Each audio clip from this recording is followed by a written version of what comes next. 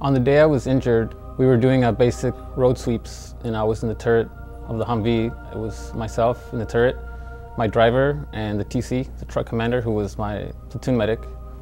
And about 10:23 a.m., the vehicle was struck by a rocket-propelled grenade, and it detonated outside, but it still managed to puncture the vehicle, and I was standing straight up at the time, so my right leg was completely severed off, my left leg was shattered, and as soon as our vehicle got hit, the driver, he took off straight to the forward operating base, and it was about 6 or 5 minutes before I was able to get medevaced.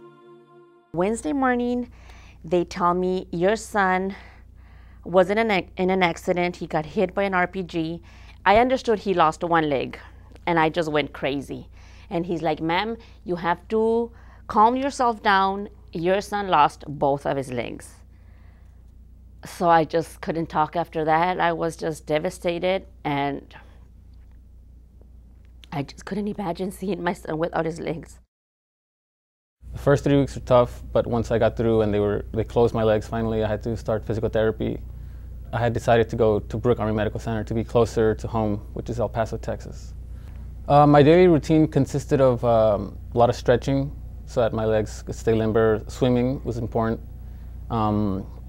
Fitting of prosthetics, and also a lot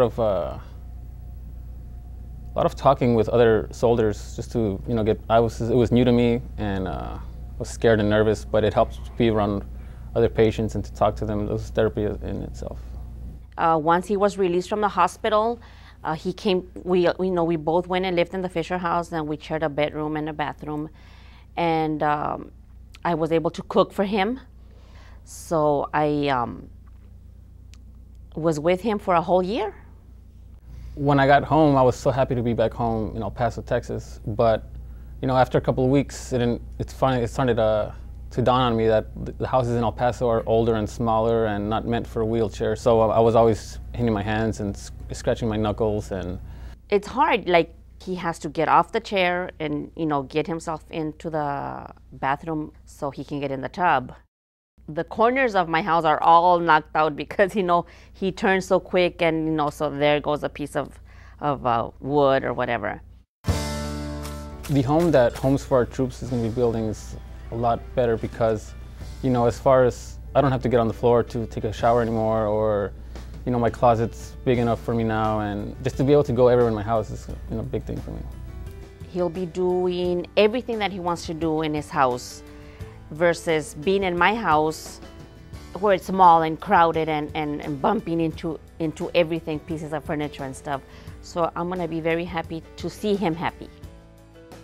When I heard that there was an organization that built homes for troops, I was flabbergasted because you just don't hear of things like that. I've heard of organizations that send, care packages or necessities like that, but we're talking about a home and bringing independence to someone's life.